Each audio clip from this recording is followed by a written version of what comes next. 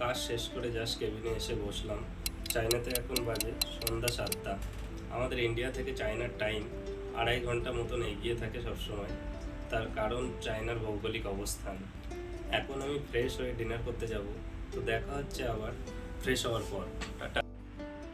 Fresh হয়ে আমি এখন রেডি হয়ে গেছি, তো চলো মেস রুমে গিয়ে দেখি আজ ডিনারে কী বানিয়েছে।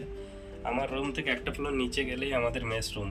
কেবিন থেকে বেরিয়ে এখন আমি যাচ্ছি মেস রুমের দিকে।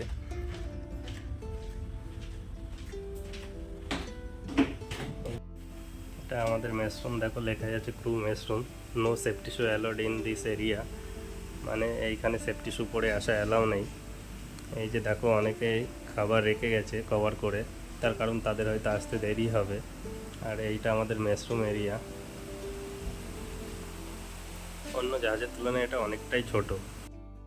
আজ আমাদের চিফ কুক বানিয়েছে পালক পনির, ঘুগনি, রুটি, আর সুইটসে বানিয়েছে ফ্রুট কাস্টার্ড। চলো খাবারটি খেয়ে নিই, আর দেখা হচ্ছে আবার পরের ভিডিওতে। ভিডিওটি ভালো লাগলে সাবস্ক্রাইব করো।